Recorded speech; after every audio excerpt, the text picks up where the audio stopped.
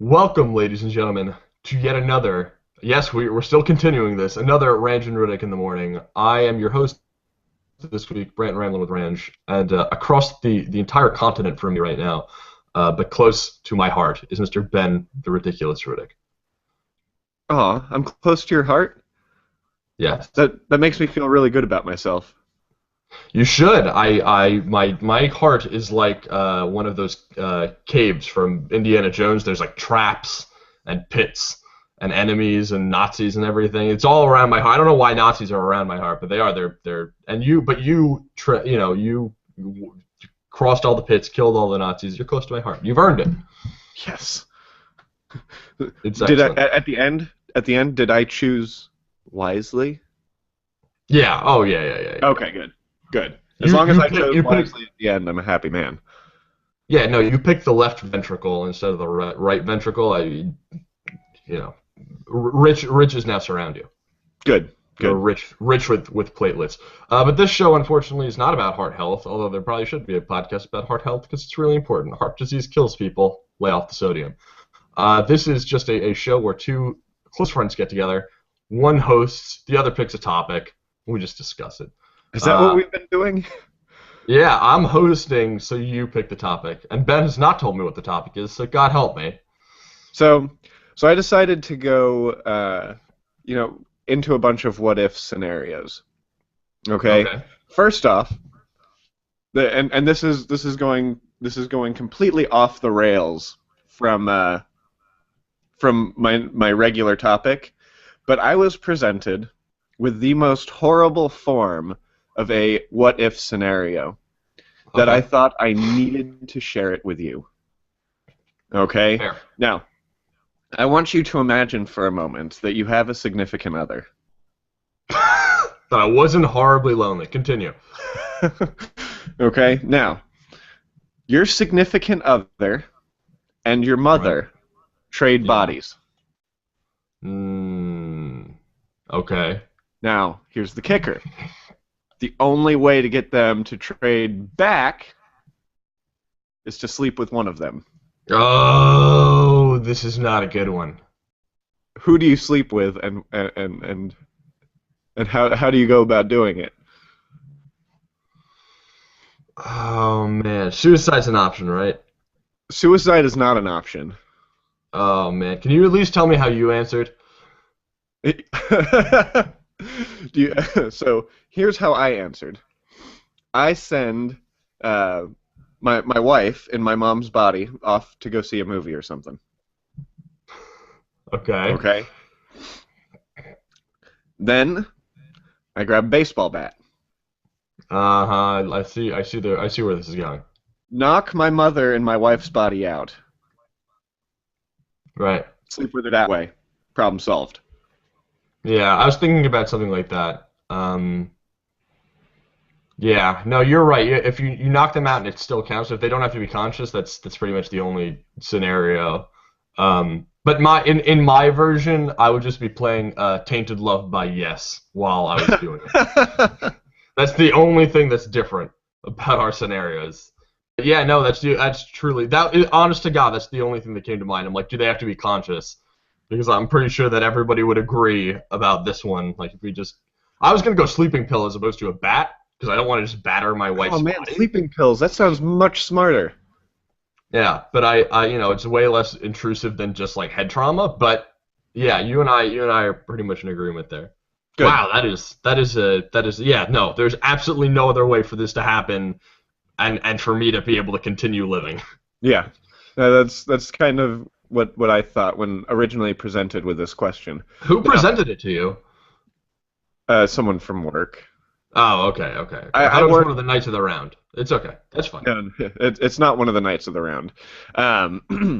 But when I presented this question the other day on the drive into beer country, Mm. um, the gingerbeard man decided that he had a bunch of questions about this hypothetical question. And he was giving me all kinds of scenarios like, oh, well, does this count? Does this count? Does it have to be this?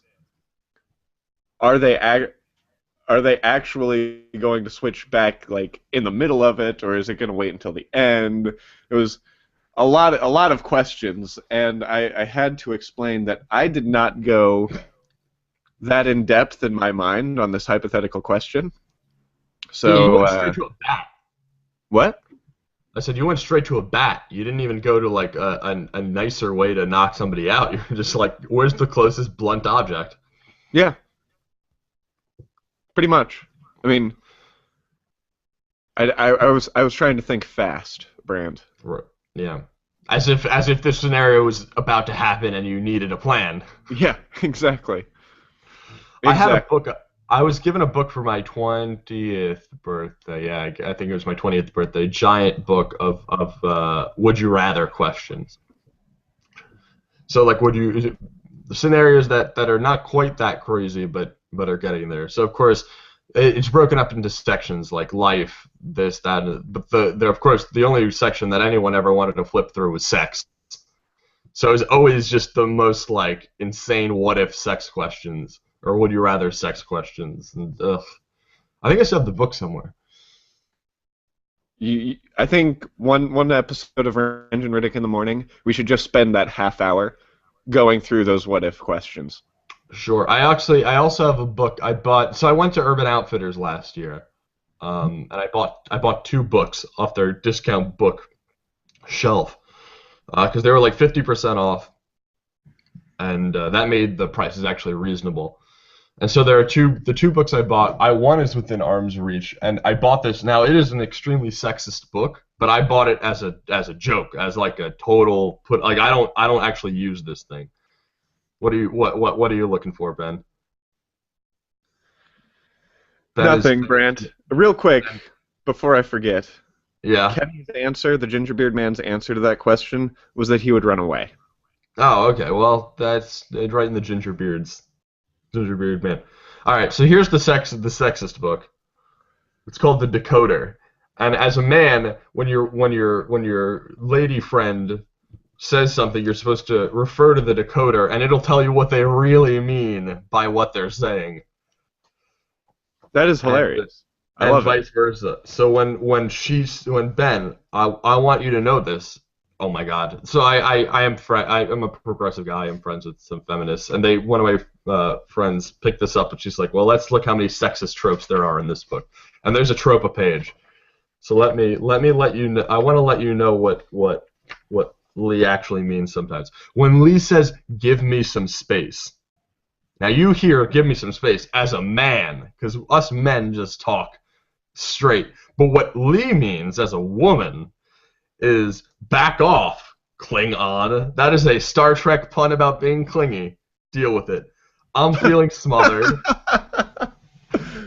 I love this This book. This is not prison, and I'm not your bitch. Back off and let me breathe. And, dude, you were just here this morning. Why are you back? I live here. Right, but still, we need to add an extra wing to the house. So when she says, give me some space, do you want to? I'll bring this book so that, when you two are having an argument, you can see what her You'll be words are my translated. translator. Yeah, it'll be You'll be translated into sitting off in the man. corner being like, okay, okay, she said this. Ben, this is actually what she meant.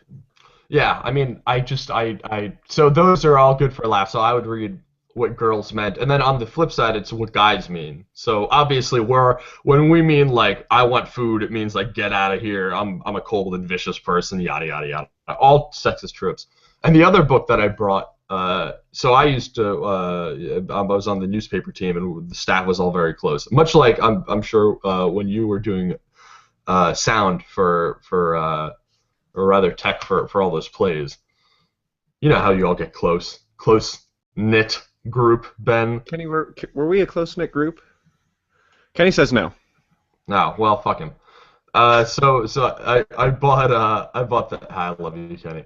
I bought a book that says what does your birthday say about your sex life, and so I read everybody's birthday, and anytime a new person would enter a group, I would read their entry. That was funny. Do you still have the book? Do you have it with you right Yeah. now? I have it downstairs. I could get it in probably a minute and a half. No, Mm. not even a minute and a half, like 45 seconds. If you want to Mm. vamp, if you want to tell the people about the Knights of the Round and you're rebranding, you could do that.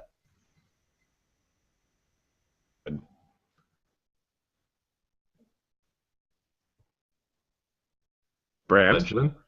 Ben? what did you say? I said, if you want to talk about your rebranding for a second, I'll go and get the book. Like the Knights of the Okay, Round and how I it's a new thing.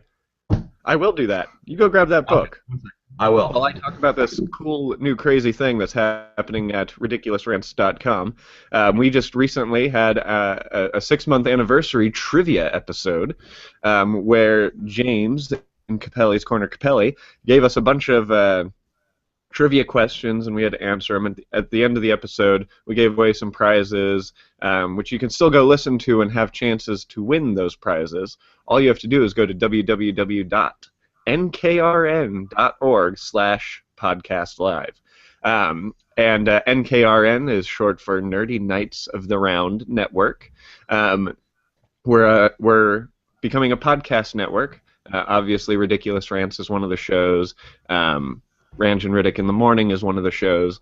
The big thing is that we are trying to make sure that that we approach as much of a wide variety of audience as we can. So that's kind of what you can look forward to by going to www.nkrn.org. So Brant, did you find that book? All What your right. birthday reveals about your sex life. By the way, this book, this tome right here, is your key to the heavenly sex life you were born to have. So you've been doing it all wrong, probably. Oh boy. All right. So I want What's you your what? What? Okay. I want you to open what's your up birthday? to October Okay. 5th. I can only imagine that this is not your birthday. It is my birthday. Oh, this is your birthday? I thought you were going to go straight to your wife's. All right. Here's your birthday, man. Here's what you should know about your sex life based on when you were born. All right. By the way, all these entries are broken up into 3 parts. What makes you tick, so you can figure out what you like. Between the sheets, which talks about you as a lover, and then tips for your ideal lover. This part you can. I'll bring the book so Lee can know what to do. So here's what makes you tick, Ben. You crave love and companionship, and probably can't be truly happy without a mate. Even so, your tendency to think in terms of we and us is somewhat diminished by an inner longing for freedom and independence. You are kind-hearted and caring, yet you project an airy detachment that your bed partner may find off-putting. Your ideal lover knows how to combine romance and sexuality with friendship and intellectual rapport. That's what makes you tick, Ben. Anything you've thought other than that up to this point has been wrong. I have a book to prove it. Now that's accurate. That's me. Now because you have an out-of-body experience every time you get laid, I'm going to tell you what you're like between the sheets. A genuine romantic. You seem to prefer the courtly rituals of romance to the unbridled passion of earthy sexual encounters. However, when the mood strikes you, you can be as ardent and imaginative a lover as any in the zodiac. An idealist and uncompromising dreamer, you want your sexual encounters to be as close to perfect as you can make them. Gratifying your bedmate, best word that's coined in this book, is important to you, and few other lovers are as adept at making another person feel cherished and adored. You have refined tastes, and a tendency to recoil from crude or overly aggressive expressions of sexuality. As a result, you prefer a slow, sensual approach to lovemaking. So that's what you're like. That's what you're like between the sheets. This, again, tips your ideal lover. I want you to clue Lee in on some of these. This section's shorter, but still important. Talking during sex comes naturally to you, and you're turned on by provocative pillow talk. Didn't know that about you. Although you thrive in the world of ideas, you also enjoy sensual pleasures. A romantic ambiance with candlelight, soft music, affectionate gestures, and loving words relaxes you and puts you in the mood for love. You can't have sex without some sax going on in the background. Yeah.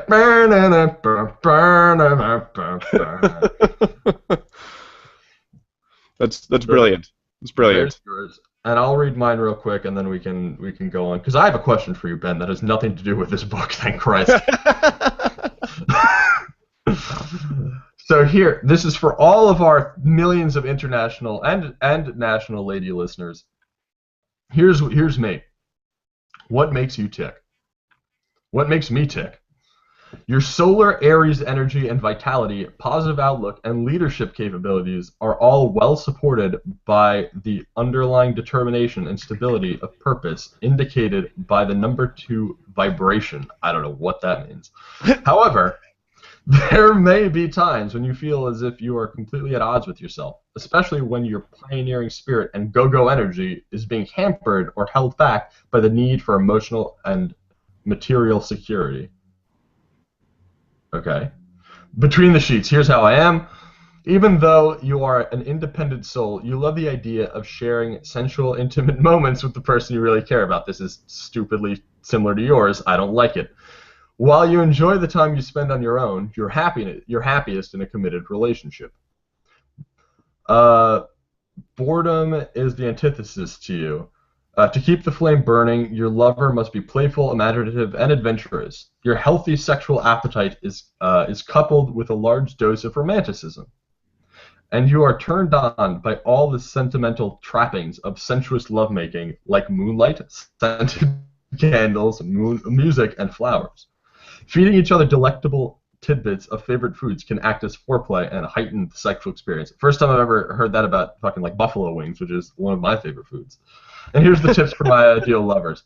Again, ladies, here's some tips. Your own love style, I have one, is a combination of urgency and slow, steady seduction, and you respond eagerly to a lover with a similar approach. An evening out spent teasing and flirting with your partner can serve as a potent aphrodisiac for ecstatic lovemaking when you get home.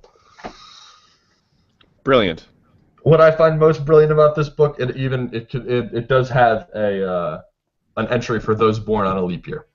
So if you're born on February 29th, by gummit, you can find out what your birth date reveals about your sex life too. That's good.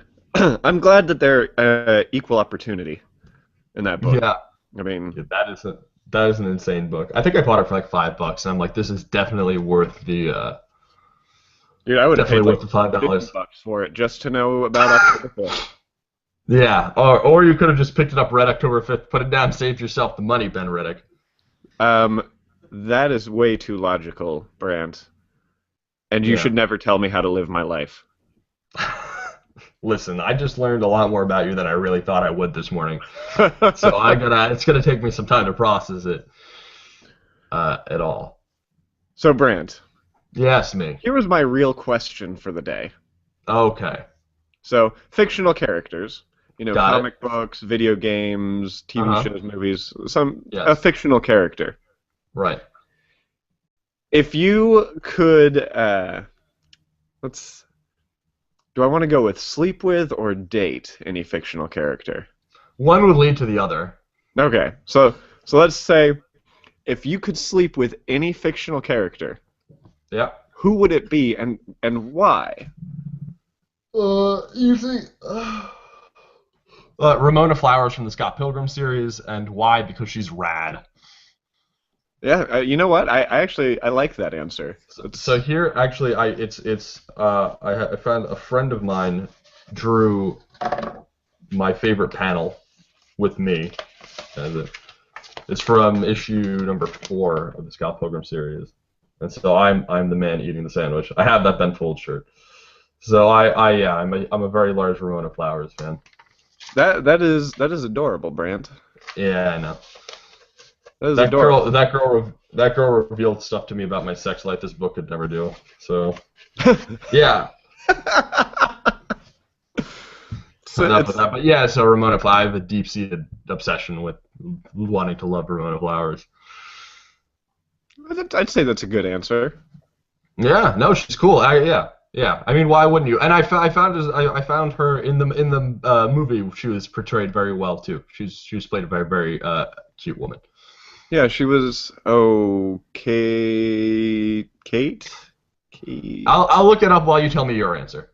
My answer, I actually was hoping your answer would take longer because I hadn't really thought about what my answer is. Oh, okay. Let me. But No, yeah, I mean, you could. I could do some stuff. You go you want for me it. to go like deep seated craziness? By the way, starring Mary Elizabeth Winstead, maybe. Mary Yeah. Elizabeth Winstead. That's right. Yeah, she's currently 29. She's an attractive woman. I don't know. Ramona Flowers is like when I saw how Scott reacted to her in the first book, and also the first part of the movie, where like he buys something off of Amazon CA just so that she'll have to deliver it. That just reminded me of like, and how he acted with her at the party. That just reminded me of me walking up to. I relate to Scott Pilgrim a lot. Me walking up to women just earlier in my life, like at parties and stuff, and being like, I have absolutely no idea how to do this. I'm a great conversationalist, but I have to try to appear cool. And Ramona Flowers is like that cool girl, and I think it's always great to see the guy actually kind of end up with the girl after trials and tribulations. Weird. So I It's like that. not.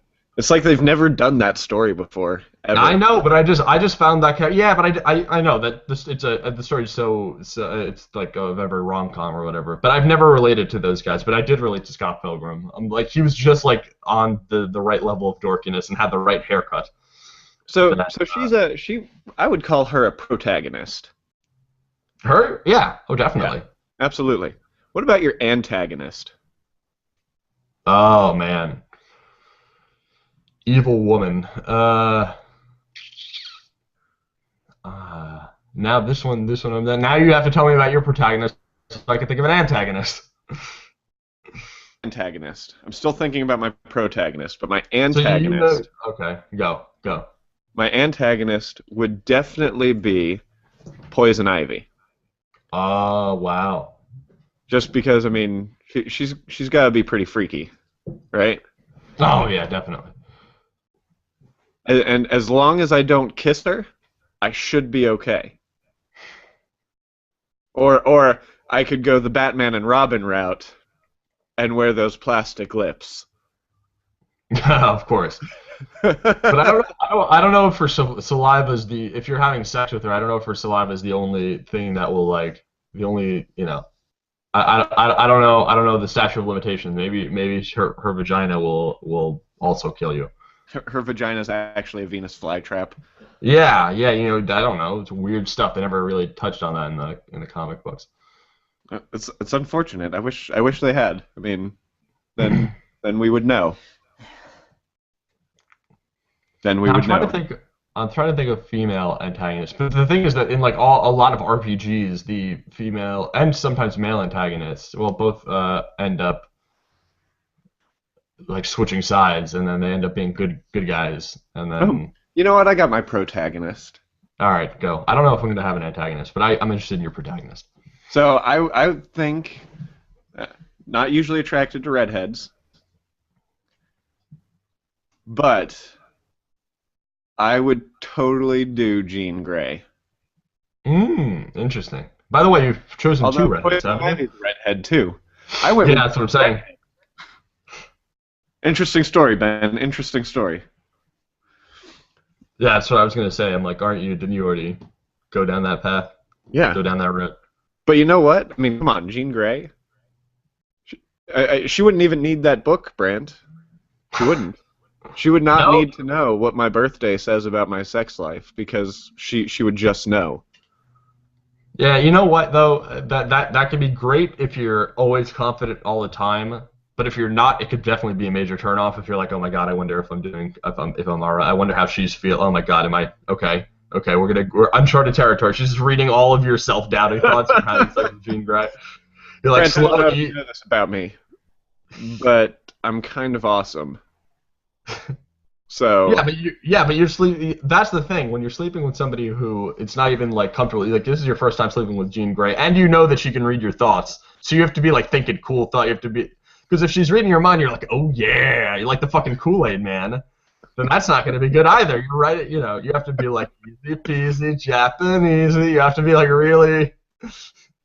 You yeah, have I to, guess she would know that when I have sex, I like to, in my head, sing Twinkle, Twinkle, Little Star. until it's over. Until the demons go away. Yeah. till that bad with woman an goes away so you antagonist can somewhere. cry. No, you picked a really good one actually. I'm not really. You know what? I'm usually not attracted. No matter how attractive an antagonist is, I'm usually not attracted to them. I'm not usually like, oh man, I wish I could just bang that really evil woman because I'm just like, you're just like every girl I dated in high school. You don't understand that poor guy. So again, as you can tell, my love of fictional and hate of fictional characters is all based on where people figured out in my life.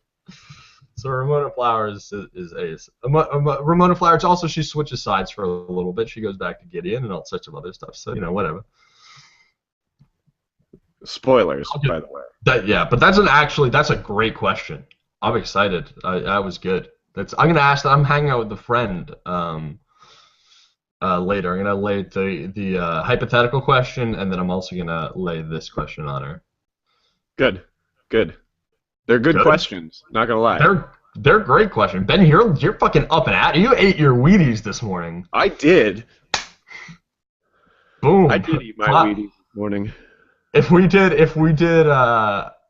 post processing on this video, I would put a Kellogg's box of Wheaties right there and have the clapping sound and then have like an explosion. Kellogg's, if you're listening. Yeah. That would be a great sponsorship, Kellogg's. That would be a great sponsorship. This week's episode of Ranj and Riddick in the Morning brought to you by Wheaties. Because what else better to eat with your Ranj and Riddick than a nice bowl of Wheaties? Exactly. They just get more and more weird and like avant-garde. We're just wearing steampunk outfits and talking about Wheaties. But like instead of Wheaties, just like nuts and bolts and some Wheaties. It's all sorts of like, really steampunk cereal. Yeah, sure. Riddick, pretty soon actually, Ranch and Riddick in the Morning could become a live in-studio production. It'll happen. It'll happen. Yeah, it'll happen. Do you know, because Riddick over here is moving to the Bay Area. Do you know when you're going to be moving? May 28th. May 28th. Yep. All right, I'll clear out my schedule. If you want beer and pizza, May 28th is the day you're helping me move. Yeah, I'll help you move in. There's no problem with that. Okay. We'll talk about that. I was going to talk about the logistics right now. I'm like, people don't need to know about that. No, they don't. People do know where to find. Do need to know where to find us on the internet. I feel like since we're not in our internet is not up to snuff like it usually is. No, it isn't. But I was going to say I had an awesome segue that was ruined by the shitty internet. Yeah, I'm sorry. It's okay. But the question for me before we wrap. Right. Sure. So I have been since I've been gone. I've been selling off some of my physical media to random record stores. Physical media. Not random. Physical media sucks, right? And digital is the way of the future. No, it's just I had accumulated all of this stuff that like I didn't even really like need or want. That this band looks interesting, and it wasn't really that interesting. So I'm cutting all of the. I started buying records when I was a teenager and didn't really care about condition. So a bunch of the records that I had are in pretty shoddy shape, and so it's worth it to reinvest in better copies. But anyway, so I'm getting rid of a whole bunch of music, and this is because it's not shitty stuff. I'm getting like a fair bit of money. And I'm considering with some of this money because it's the discretionary income, buying a Wii U unit. I'll wait for you to unfreeze to continue this. Okay, then how much of that did you get? I got up to the point where you said you've had some records in shoddy condition. Oh, and then so I've sold the vinyl to part of my vinyl collection to a record store, and I'm going to be selling a bunch of my compact discs up in Syracuse, New York, and my Blu-rays and stuff. But the store up there, like I've sold stuff to them before, so I have a pretty decent understanding of how much money I'm going to get, and I'm going to get it in store credit. And I don't know if there's enough music for me to spend it all. So I'm considering, they have video game stuff there. I'm considering buying a Wii U. Okay. And my question is, what is your process in like researching and this and that before you spend money on a consumer electronic or any product really that's not an impulse purchase? Do you have a process of like that's not an impulse purchase? Right. I mean, I'd say my process is probably very similar to any sane person's process. I look at the support it's going to have in the future, and I mean, for like a gaming console, I look at the games. The Wii U has a bunch of games that aren't on any other console that I really enjoy and really love to play, but that's going to be the main factor in it. And salt, especially consumer reviews. I try to just look at as much of the facts as I can, and I think, how long am I going to use this? Right.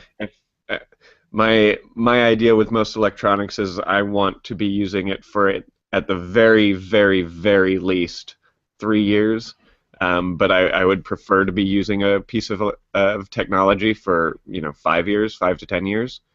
Right. So it's one of those things where I look at it and I'm like, will I be able to get a good 2 to 5 years out of this? Yeah, I'm with you. I'm a huge consumer review guy, so with the Wii U, I kind of know what I'm getting into. And the stuff on the Virtual Console, I think I'm gonna go whole hog in that, so I can play some of the older games and just have them all in one place. Um,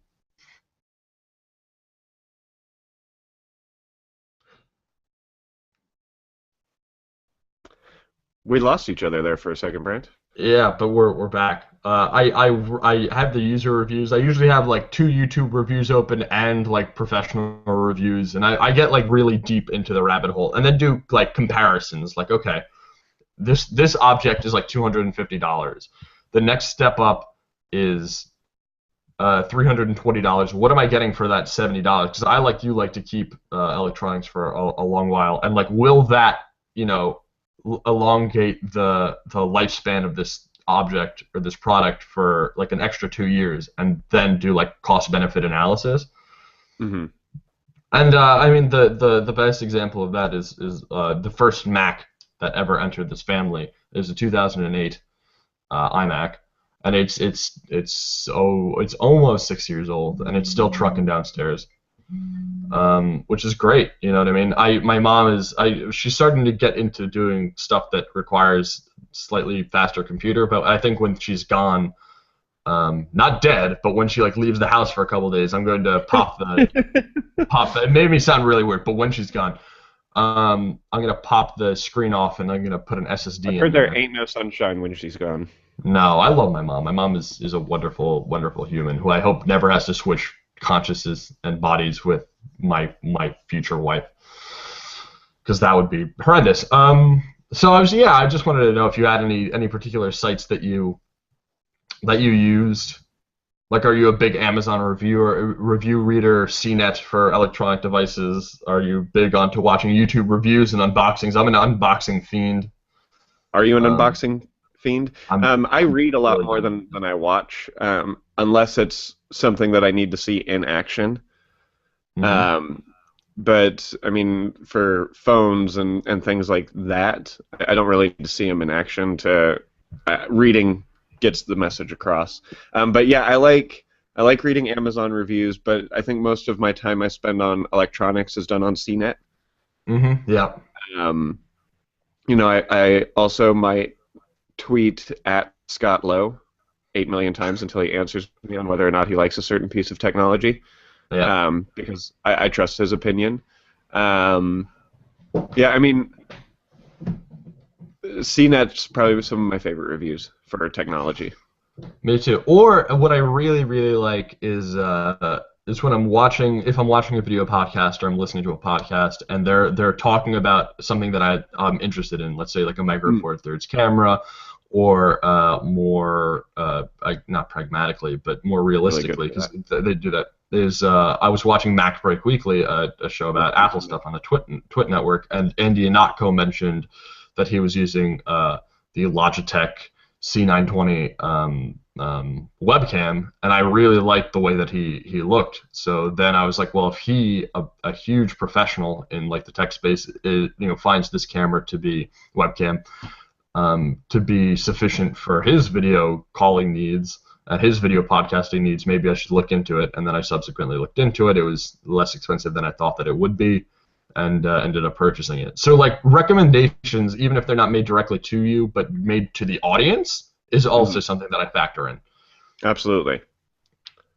And I ask my friends, actually. We shouldn't discount the fact that like you own a Wii U, my friend Amanda, our friend Amanda owns a Wii U, and I'll be up there in Syracuse. I'll be spending the night actually at her house. So we're gonna probably talk a little about it. Yeah, right. She wishes. Love you, Amanda. So she can, you guys can tell me about your experiences with the Wii U. And again, the virtual console is going to be something that I dip into. The fact that there are GBA games on there now is really like, oh, okay. Some of my favorite old games are going to be playable again on like a legitimate platform. Because I've emulated a lot of these games, but like I think that it's time for me to buy a whole bunch of them and have them legitimately in one space, so I can just like play them, and I don't have to worry about the save states or like being destroyed. This is a long one, Ben. I'm sorry I kept you so long. No, it's okay, but I do think it's about time for us to wrap up. What do you think? Is, yeah. So here's what's going on. I'm the host here. Ben, where can people find you on the internet? People can find me, as always, on Twitter at Ben Riddick. You can find my writing at www.nkrn.org. I host I'm on a number of podcasts at this point. Ranj and Riddick every morning at Tuesday morning. Every morning on the Tuesday morning. Every morning on Tuesday.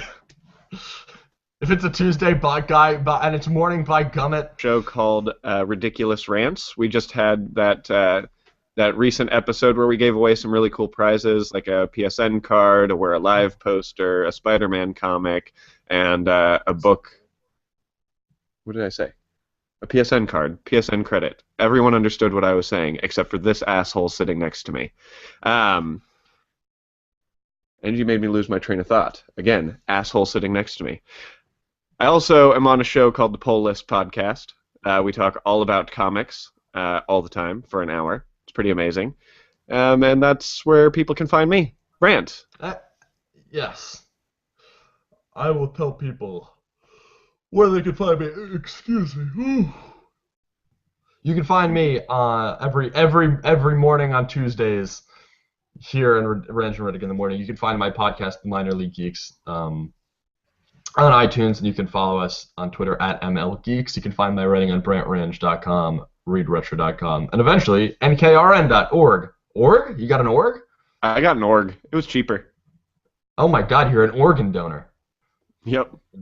You're crazy. That's what that means, by the way. Now everyone in your organization is an automatic organ donor. That's how they get you. Yep. That's it.